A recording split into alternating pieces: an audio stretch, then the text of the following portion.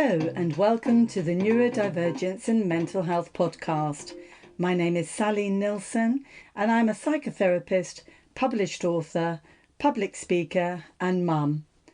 I discovered my autism and ADHD aged 56 in March 2021, and having rewritten my life story, I'm on a quest to advocate for neurodivergent community. I hope you enjoy listening to my incredible guests sharing their experiences of autism, ADHD, dyslexia, dyspraxia, dyscalculia, Tourette's and OCD. We talk about growing up, education, work and personal stories, and how mental health has played its part in shaping lives. Our conversations cover spectrums, traits, challenges, acceptance and successes. So sit back, relax and find out what it means to feel, think and be different in a neurotypical world. So hello Chantelle, and thank you so much for coming on to the Neurodivergency and Mental Health podcast. We're just gonna, I'd read an article about you. I'll come back to that a bit later. But I was so interested in what you said and where you work and what you've done and your experiences that I really wanted to get you on. So just to sort of as an icebreaker, rather than me do a lengthy introduction, it would be really, really nice if you can just do a quick introduction, name, age if you want to, where you live and a little bit about what you do. Is that okay? Yeah, that's fine. So hi Sally, and thank you for having me. So I have recently changed jobs. So I was working as a medical laboratory assistant, processing patient samples within the NHS, and I now have taken on the position of a degree apprenticeship. So I study at uni, distance learning, and learn on the job. So it's working in a quality control laboratory and also learning about the manufacturing process at the plant. So I've got a lot to learn. You have, and you did mention to me just before we started recording that the people who you're working with, they're trying to give you a feel of the whole company, and you did mention that, yeah, that's very good, and you kind of what you want to find out all about the company, but the structure and everything's a little bit tricky. Tell me about that. Yeah, I think so. I think unfortunately the company are very good, but they've got a bit of a staffing issue. One of the staff member that would probably be training me is off, unfortunately, unexpectedly. But I think for me, I pretend to want to focus on a small area and have a full understanding of that small area and then branch out. And I think at the moment they're giving me this massive overview and it's very hard to kind of see how everything fits together, and it feels like it's a jumbled mess, and it's it's a bit more effort untangling it than if they were to just present me with, let me get comfortable. And especially I go into work and I'm not quite sure what to expect with my day, and sometimes at the minute, because the training's a bit, I'm moving between departments, they're not quite sure when they have me, and then they've not necessarily prepared a training activity. So, but I think, under the circumstances, they're doing the best they can and they're really welcoming. And I think I'm sure when the staff member returns, I'll start getting a more thorough training program in place. And no one likes being the new person. And I've had 23 jobs, Chantelle, so I've been the new person so many times, and it takes about a week. I mean, it does take longer, but it takes a week just to find your feet and sort of get into it. So I just wish you all the very best over the next few days and weeks, and Thank you. I hope it runs a little bit smoother. So I'd love to know, if that's okay, what is your neurodivergency? So I am autistic, diagnosed formally, and it was suggested that I consider looking into an ADD, attention deficit diagnosis, which is something that I never really, to be honest, I never really thought autism was me until a few years ago. And attention deficit, I think even more so, I think I have this stereotypical idea in my head that I'm just now kind of starting to challenge and come around to it as maybe a possibility. So I'm currently looking at exploring a diagnosis for that, or an assessment for that. Well, it's, and it's definitely something I've come across. It's, this is me. I was going for an autism assessment, and they were saying, no, you have autistic traits, which means absolutely nothing. You have autistic traits, but you're marking very high for ADHD. But at the end of the day, for late diagnosed women, and for lots of people anyway, there is, it's very, very common to be autistic and ADHD. It's all fun and games, but I'll tell you what, on YouTube, there's a fantastic chap, he's Australian, called Paul Micallef, and he and I can let you know, I'll send you the email about him actually. He's fantastic, and he does a really good video, autism versus ADHD, and it shows you what's autism, what's ADHD, and then like a Venn diagram where you fit in the middle. And that was really helpful for me, so I could say, that's that and that's that. So one step at a time. It sounds like you've got a lot on your plate at the moment. So how long ago did you discover that you're autistic? So I was formally diagnosed about a year ago, and it kind of came on the horizon about 3 years ago. So it's still relatively new. I'm still kind of getting my head around it, and I think, I'm getting to a place now where I'm feeling a bit more kind of comfortable with it, because I think when you get the diagnosis, it's very strange. It's like nothing's changed, but everything's changed in a way, because nothing's changed because you've always been this person, but all of a sudden your whole perception of yourself and how you fit into the world has shifted, and you reevaluate everything. You go over everything from the past, every little Yes. every little memory you reanalyze to see, was that because of my autism, so I've done that, and I think you talk about it an awful lot when you're first diagnosed, because all of a sudden you kind of idiosyncrasies and all your kind of unusual behaviors, and you have an explanation for, so you constantly kind of drilling it into people. No, I'm not being weird, I'm not being awkward, or this is because this is why I am this way. So you talk about it so much, I think you kind of but I think one of my things that I'm still doing a lot is I'm still feeling the need to constantly explain myself when probably I don't always need to. So yeah, I think that's what are people saying though, friends and family, what are they saying when you're saying to them, I've got a formal diagnosis and this is it? Because you're late diagnosed like I am, and people, well, certainly my people, they sort of say, oh yeah, but we've always known you like that, we just call you Mad Sally or something like that, oh well, we've always known you a bit weird and everything else. What have people around you said to you? So I think it's made them evaluate whether they could be neurodiverse themselves. I think sometimes it makes them more understanding, and sometimes they get frustrated because the comments, that kind of the little digs that family like to have at each other, I kind of bat away with the diagnosis like shoo.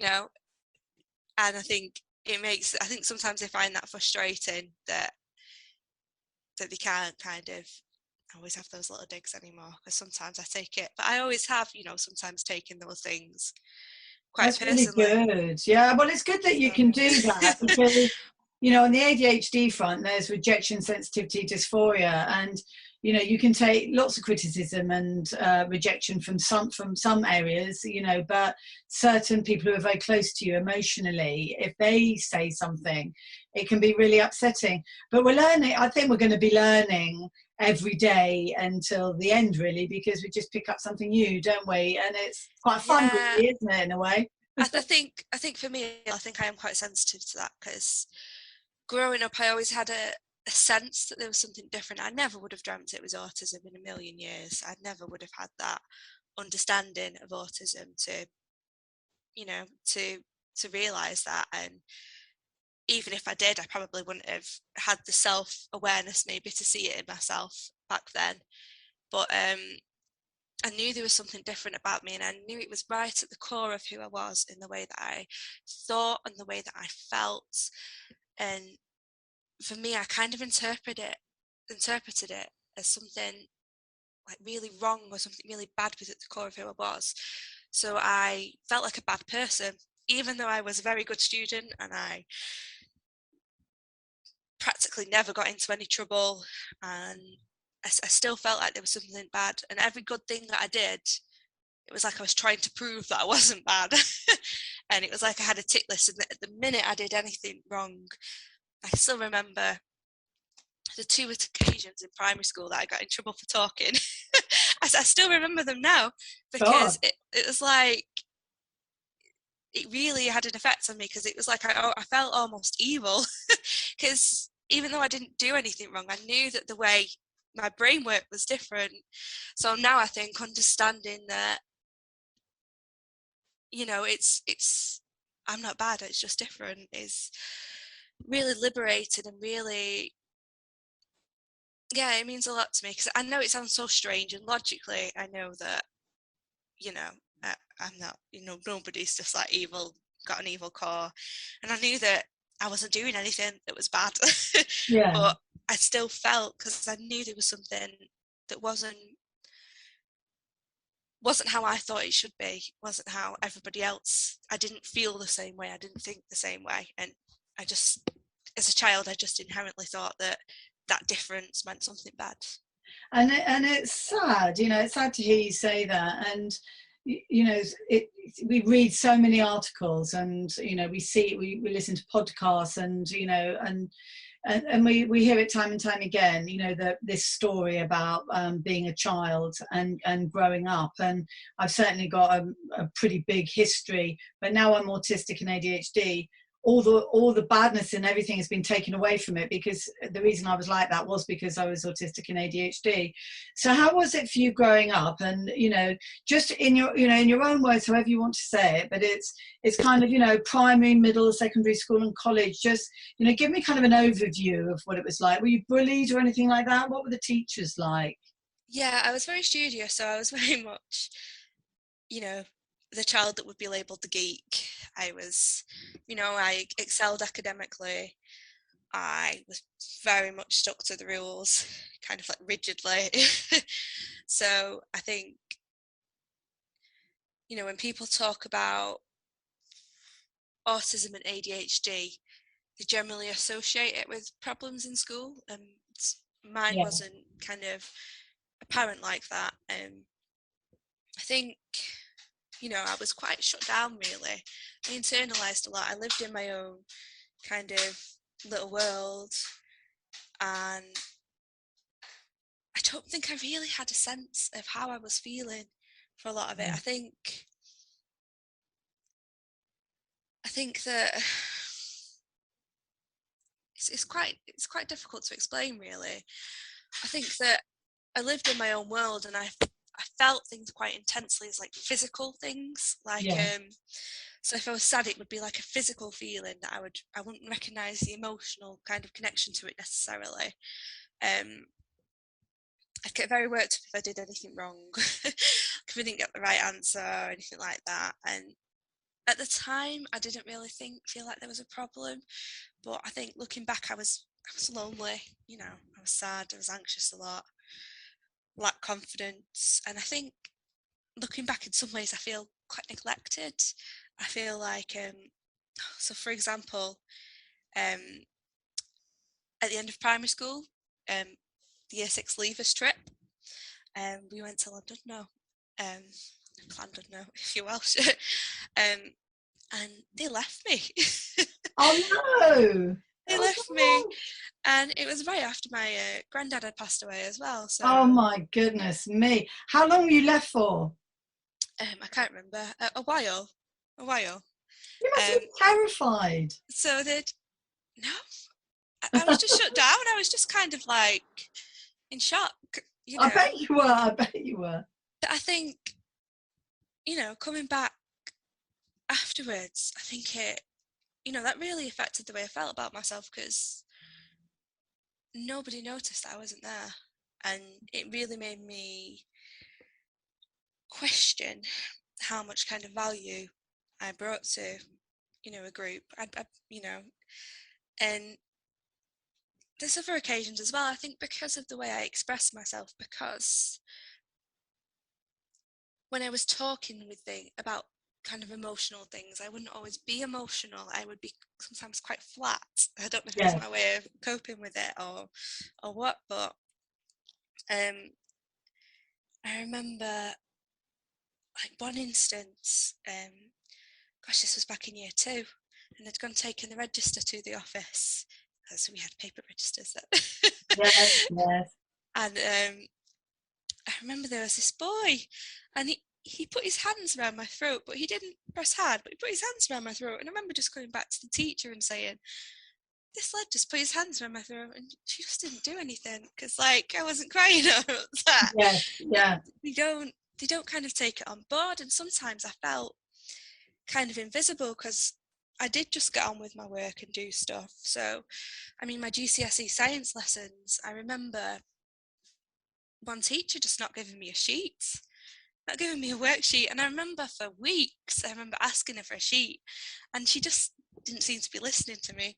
So I didn't know what to do. So I remember I just used to read the Metro, which is our local and one of our newspapers, and I just used to sit and read it, because I didn't know what to do, because I wasn't really somebody to cause a ruckus. And you know, I'd asked her for a sheet. I just, and she used to put her foot on my stool as I was sat on my stool.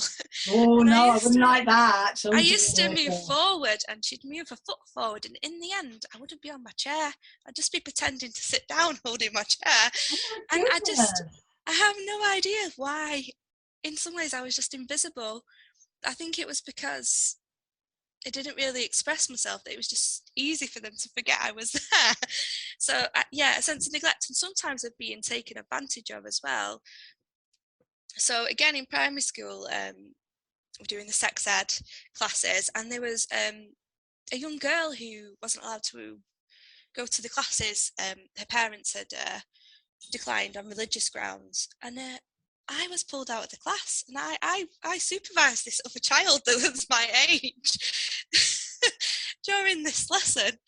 Why did they choose you, and how did that affect you missing out on sex ed? Well, I don't know, but it's just, you know, why should I have missed out? Just me supervising this other child my age. Oh my goodness. And I remember being asked on the playground, rather than playing, to guard some ice, so that children didn't go play in the ice and fall over. And just standing in the playground guarding some ice. That is very odd. I remember when I was at school, I got taken out of my secondary school. It was really rough, and I was really struggling and getting bullied and getting into trouble and everything else. I was put into a private school. It only had 220 girls in it, and I remember I got a treble detention for my look, and my look was my look. I wasn't trying to do an insolent look, you know. I wasn't trying to do that insolent look. It was just this expression on my face, and it used to drive the teachers mad, and they would send me off. I wonder if this is alexithymia, you know, that thing about, you know, having the emotions inside of you, not being able to name them, perhaps not really understanding how other people are feeling, and not getting them appropriately right, you know. So, you know. See, I found that I was quite empathetic to other people, and in some ways I felt their emotions better than my own. I think because the way I expressed emotions was generally, I suppose, I received negative reactions. I learned to keep mine quite enclosed. So sometimes I feel like I was in some ways overly attuned to other people's emotions, to the point when I couldn't always kind of acknowledge my own. And I think that's why I shut down quite a lot, because it was a bit overwhelming, kind of feeling all these things so intensely. But yeah, I think I was very internalized. I remember kind of preteen, high school, and I forgot about it for a long time because I just put it in a box in my mind. But my vision used to tunnel in and out. Yeah. I used to kind of lose sight, and looking back, it never even once crossed my mind to tell anybody. I It think just that never is ever crossed my mind. no, I I thought think I was it's a going mad stress and response. imagining it. Yeah, I think that is a stress response. I know that when I feel anxious, it does affect my vision. It definitely Yeah, does. it is anxiety.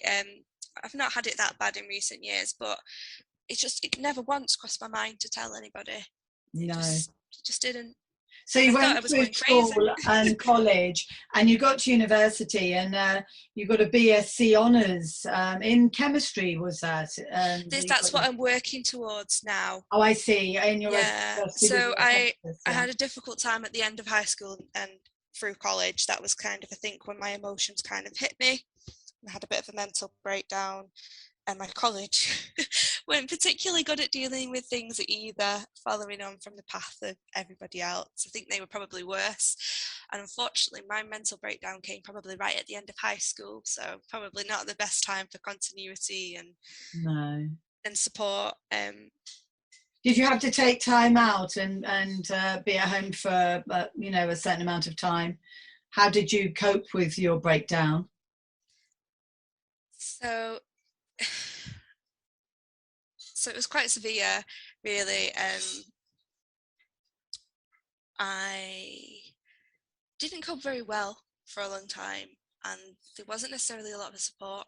People didn't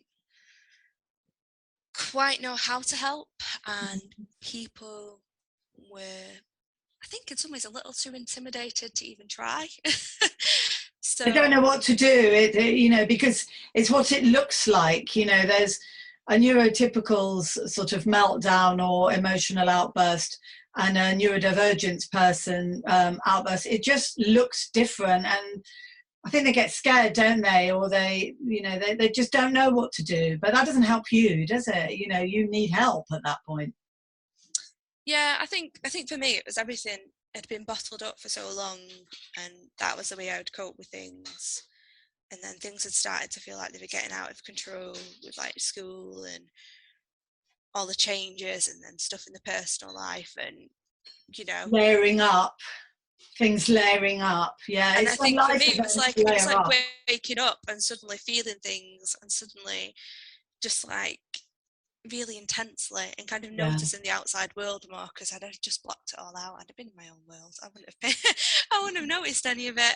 I used to walk into lampposts when I was younger because I'd just be daydreaming. Like I'd just be entirely in Yeah. my head. I'd just straight into them. Well, that doesn't sound in the slightest bit weird to me. I mean, but you made it through. You made it through, and you started out in the working environment. I just want to make sure we get everything in, because what you're telling me is just it's so meaningful for other autistic people. You wrote an excellent article on LinkedIn about the challenges of being autistic and working in the NHS, and you acknowledge that many autistic people classify themselves as having a disability, and certainly many of our traits can be very disabling. And I'm very able to do many things, but what I find the biggest barrier in the workplace is the lack of support and accommodation for neurodivergent people. I mean, how do you think the workplace should change in order to make it a more inclusive place for autistic community? Well, I think it's a difficult question, and I think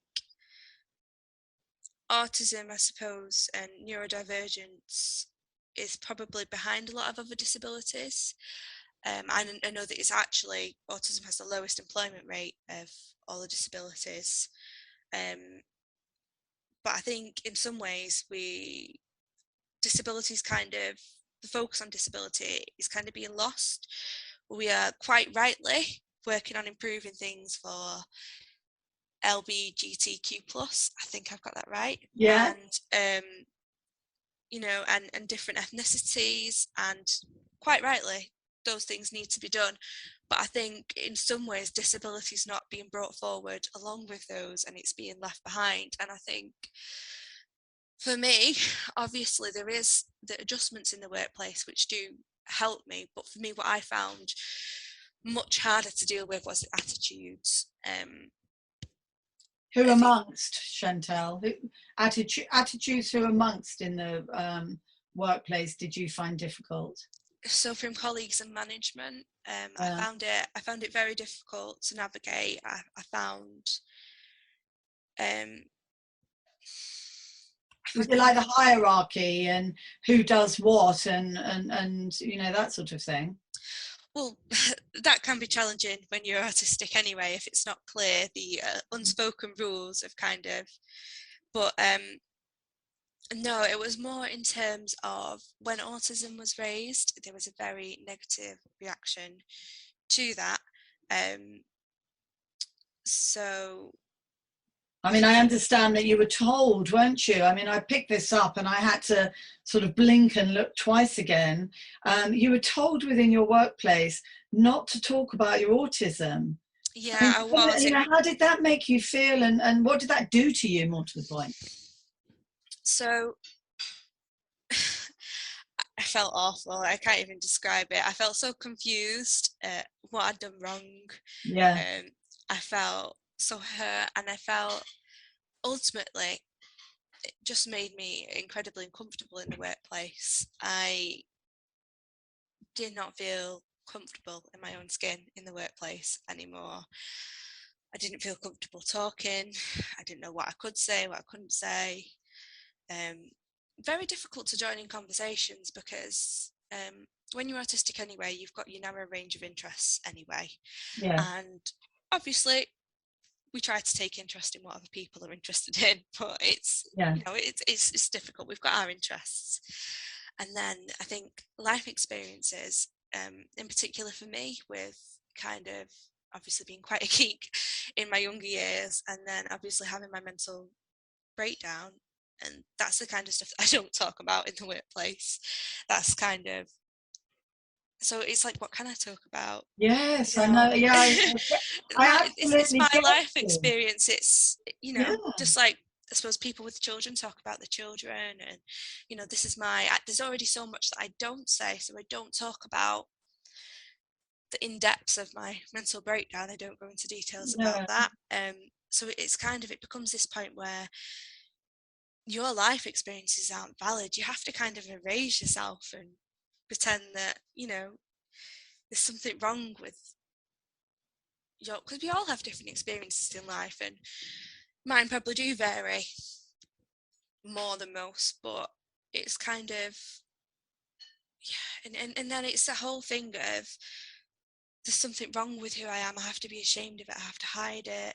masking. Well, we'll come on to that. We are going to come on to masking, and you know, I hear what you're saying about the struggles that you've had. You know, now that you're diagnosed, and the fact that you are getting some accommodations, and this company that you're working for, they are doing, you know, the best that they can. But what something you said earlier, I just want to pick up on. It was interesting. Is because autism is a hidden disability. Now, if somebody came into the company in a wheelchair with no legs, they're not going to turn around to the person and say, oh, we don't want to accommodate you because you've got no legs. Can you grow them back, please? You know, I mean, you know, when you're autistic or ADHD, you've got, you know, you're wearing the mask every day just to get through the day. It's exhausting, and it's really, really hard as all the neurotypicals around you are doing all their different things and working and everything else, and you're just trying to keep under the radar. And what you're saying about the special interests, I'd like to come on to you know, perhaps what any of your hobbies or special interests are now, but I get what you're saying. And I suppose something that we can do is keep everything focused to what's in front of you. So if people were to come up to you or to me and say, what did you do this weekend? Have you been to any parties? Or, you know, have you been doing the gardening? Have you been on holiday or anything else? You can just, oh yeah, I've been busy. I've been with my family, and then get back to the work at hand so that you don't feel awkward and you can feel in control. Because I think though, control is hard, isn't it? yeah, I think though, the thing is that it's just, obviously there's some things that you don't share. There's some things, like I said, with the mental breakdown that you don't talk about in your everyday conversation. But autism is a massive part of who I am. Like, I don't see why I should have to not talk about it. And I think that in the previous workplace that I worked at, the reason I did talk about it so much was that I was trying to explain, because they didn't necessarily have that understanding, so I felt like I constantly had to. And with the reactions that I'd had for requesting small reasonable adjustments, and when I say reasonable adjustments, it's not like, oh, this is going to cost us loads of money. It's little things like, there was an alarm that kept going off. It was like a fire alarm if you left the door open too long, and it was going off all day. Oh, and no. it was horrendous. It's to the point where I was just anxious even anticipating it going off again. And all I asked them to do was to make sure they shut the door behind them. And oh my goodness, the amount of, so then you get into this habit of constantly explaining yourself and then defending yourself for doing so. So you talk about it even more. So the more they kind of make an issue of it, the more you end up like falling back on it. I mean, they might turn around, for instance, and something like that's happened, an actual event like that's happened with the fire alarm, and you'll make a comment, and then they want to expand the comment when all you wanted to say is, can you close the door behind you? And then it goes from, well, we need you to expand the comment, and now we need to look at the rules of diversity within our handbook, and actually, can you come to a meeting with me and 3 other people? Oh my God, it can just snowball into something. See, that's not quite, I kind of got that you just have to deal with it. And then, because obviously this was a door that was regularly used at this point. So obviously that didn't sit very well with me. I got quite upset about it, actually. And one of my colleagues very kindly advocated on my behalf. But it got blown up in the head. At one point they said, we can't disconnect the alarm. I said, I've never asked for it to be disconnected. Where's this come from? It's like this. That's what I mean. I'm not surprised that would happen. And that's not what you want at all. It's gone from one thing to a real mountain out of a molehill. Can you think of any other situations that have been similar when you've asked for what is really quite a simple adjustment just to make your life a little bit easier, and it's gone on and on a bit? Oh, there's been loads. I can't even think of them all now, but I think there's been so many. It's just, honestly, it's just horrendous. So I didn't want to put you on the spot. I know it's hard when you've got to suddenly come up with a list. It's just been, I think for me, this has been the issue. If I've gone to them with, say, a small problem, it's kind of been blown up by almost a fear of dealing with it. It's almost like, oh my goodness, no. And that's why I've had comments like, I don't want anything to do with disability. Like, and it's like, you can't say that. Was this when you were working in the NHS environment? Yeah, this is when I was working in the NHS. So with this job, I wear a lanyard at one point. Sorry, say that again. I was asked to wear a lanyard at one point because he kept forgetting that I had a disability, apparently. So if a company, if an organisation is getting it right, then what that means is that HR and the people within your department, they know that autistic people that are going to be coming into work, because they've got so much to offer and they're good employees, their knowledge and their skill set is so good. They only really, I mean, for goodness sake, they only need to look down a little A5 leaflet and just say, is this person feeling, are they feeling safe and secure in their body? Are they feeling safe in their environment? And are they feeling safe with the people they're working for? I think, and this is quite good about the new role that I've applied for, when I disclosed the new role that I'm currently working in, when I disclosed my disability to them, the first thing they said was, what can we help you with? Is there anything we can be doing to help you? Yes. And that's what you want. I think, in an ideal world, you disclose your disability and then you're not forced into it, but before you start, you send all the kind of reasonable adjustments, kind of that's really good. Policy, and then obviously you could choose to do that if you wanted to, and you're told who to contact if you want to pursue that and want any help with that. And because obviously it's, if somebody had was in a wheelchair, you wouldn't wait until after they would started. Yes. And I think that's sometimes the problem when it comes to autism, because even though you might have been struggling without this support in place, they kind of see that as, well, you've been doing it, why are you asking for it now? Yes, yeah. And yeah. I think it's planning, isn't it? I think in the same way that, you make sure you've got your disability ramps your ramps in place and your lifts. I think you have to start thinking proactively, and you're not going to be an expert in every single condition out there. Nobody is.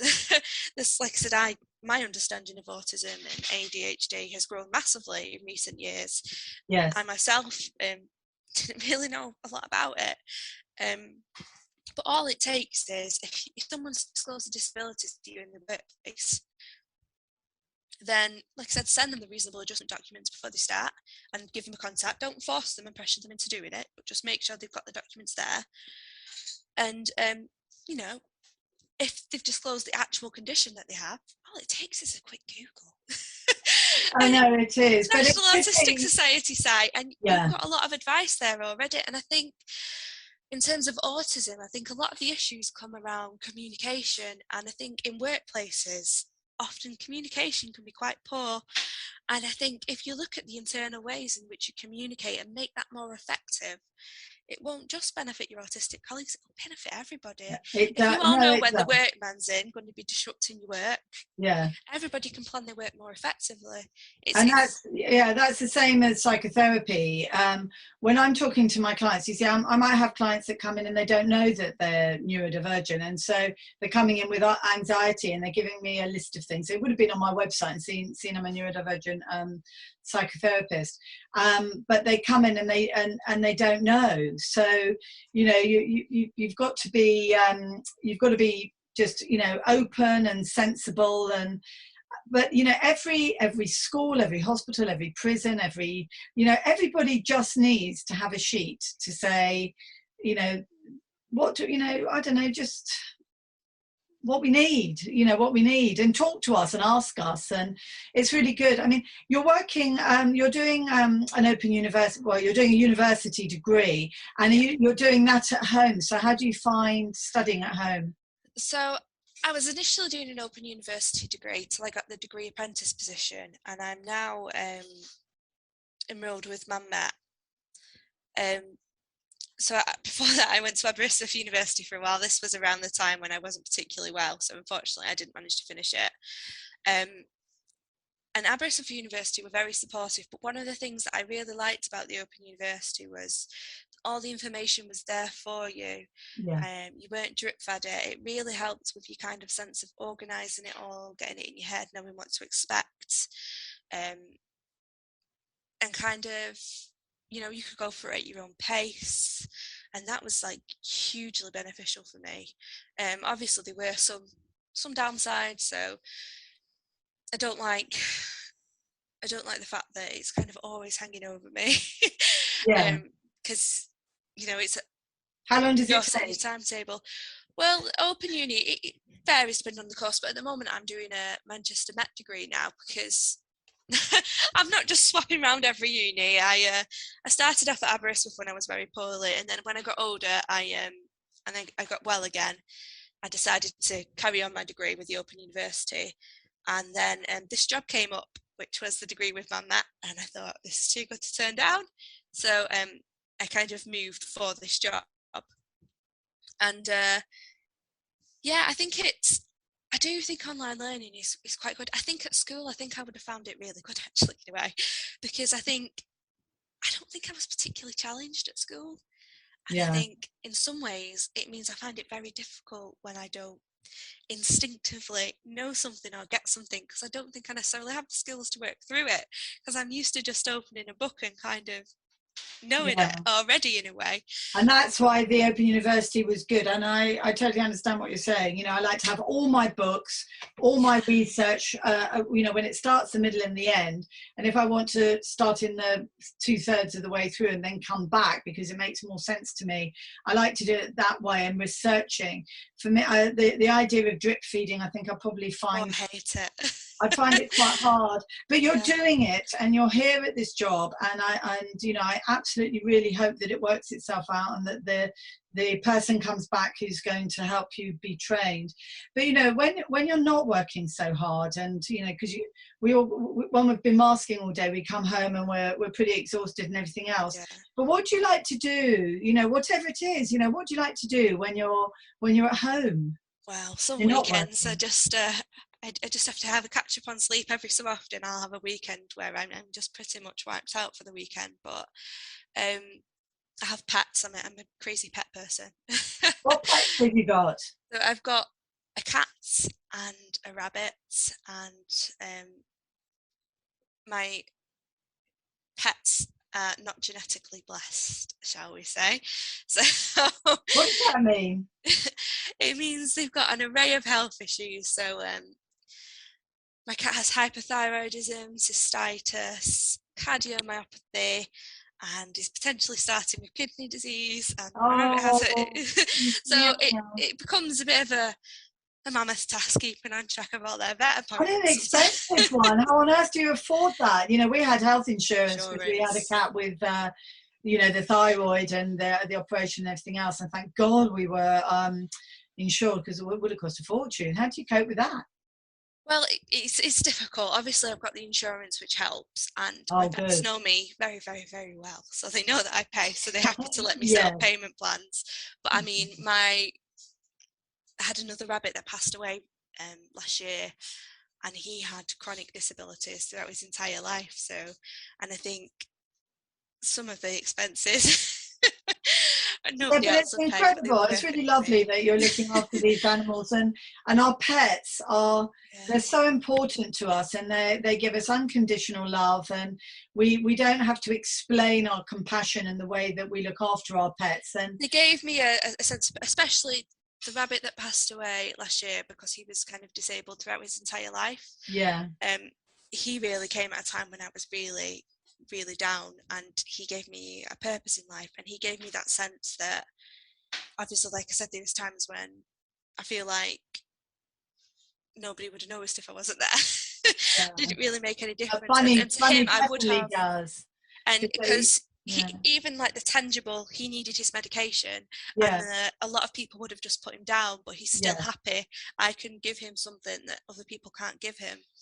And also, I suppose, seeing from the other side that those other people might have written him off because he was disabled, and yet he had so much to give, and he could still have these happy, he could still be happy and live a happy life, and he did for the majority of his life. He had some struggles, and sometimes Sounds when we like was at the you vet spot. learn, yeah, you learn a lot from your pets about your own, your own life, and they're sentient beings. And at the end of the day, Chantelle, we are just human beings. We're a subgroup of the great apes. We're primates, Yeah. and that is what we are. And we're animals, and we very much love our animals. I love nature. I mean, do you get the opportunity to just spend time outside? Not as often as I should. So I have in the past struggled with agoraphobia, Yes, yeah. and I'm not so bad now. And obviously I go to work and that, but I'm still not great at just going out without a purpose or without a set thing to do. I don't know why. I think it's that thing of, yeah, I think it's partly obviously the way I experience my autism, but um, I broke my foot many years ago now, and I think it's that fear that, oh, what if I can't get back? Because, Yes, yeah, yeah. and I think I don't like going out without a plan. So I don't do it as often as I should.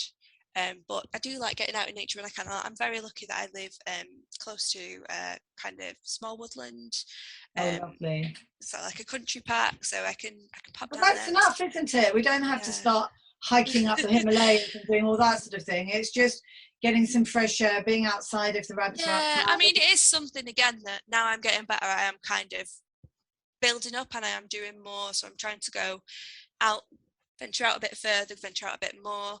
But I think for me at the moment, my main focus has to be obviously my pets and this new job and degree. Yes, And that's quite a sometimes I just lot. need a sleep afterwards, and that's okay. Yeah, and it's really important just to decompress. I mean, I've just started Grey's Anatomy. I'm on season 2, and I love Grey's Anatomy. And there's always a box set to Yeah. binge watch, and There's I a, have to yeah, do it. That's what I do in my, because I work at home and then I go off to my therapy room. But when I'm at home, I have my lunch and I sit down for 2 episodes of Grey's Anatomy. Or horror. I love horror films because they calm me down, Chantelle. Horror films calm me down. So, we all have something that we do to decompress and to calm yeah. down. I tend to have like I'll get obsessed with watching something for a while, and then I won't do it. And The Sims, I quite like The Sims, and quite like just watching very rubbish things that I can just get lost in. Well, it's music, isn't it? It's music. It's something for the mind. It just keeps us going. And you have such you've got a busy life, and we're just sort of coming to the end of our lovely interview now.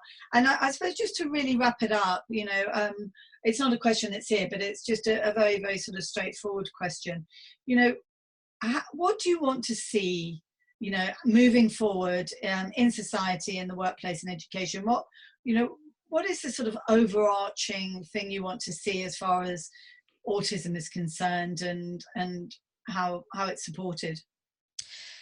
I think in terms of autism, I mean, we actually there's so much that needs to be done. It's quite difficult to know where to even begin. So I've recently been researching the new National Autism Strategy.